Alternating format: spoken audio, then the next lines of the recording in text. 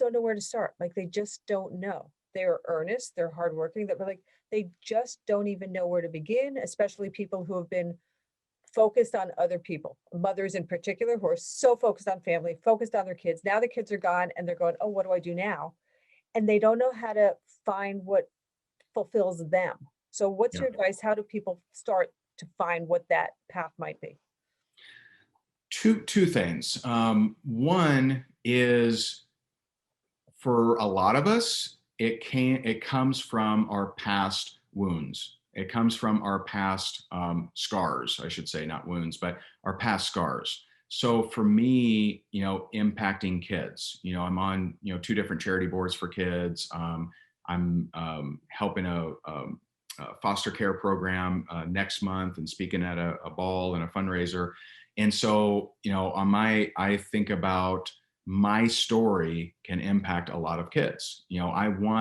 And one of the main missions of the book is to share that you can have a bad life, you can have a bad past and still create a great life, and that great life can inspire people.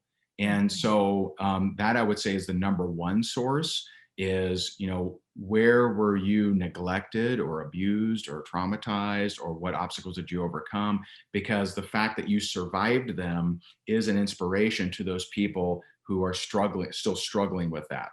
There are plenty of people that went through child abuse that, unfortunately, that has been the reason that they didn't get that promotion, or didn't succeed in business, or didn't have a great relationship, or, don't know how to parent. Because a lot of kids, that have been abused, they never felt the loving embrace Right. of someone. And so they struggle with parenting. And I'll be honest, I've had to do a lot of work on that, and that never had a deep conversation with dad. I know that didn't Right. exist.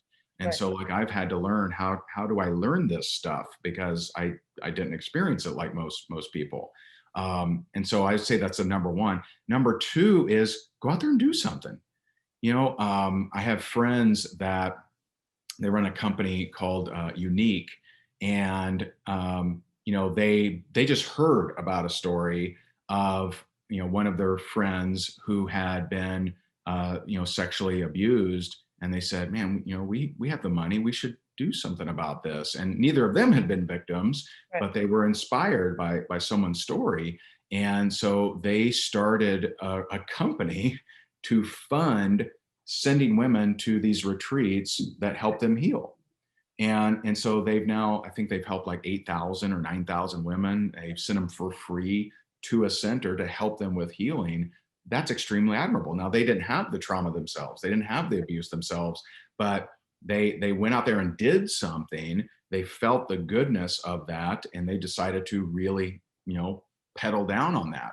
And so I would say, if you didn't deal with trauma, abuse, or things like that, you're probably in the minority. But you don't want to have victim envy. I've had people tell me that. They're like, man, I really wish I went through some of your stuff. So I'm like, no, you don't. You don't want that.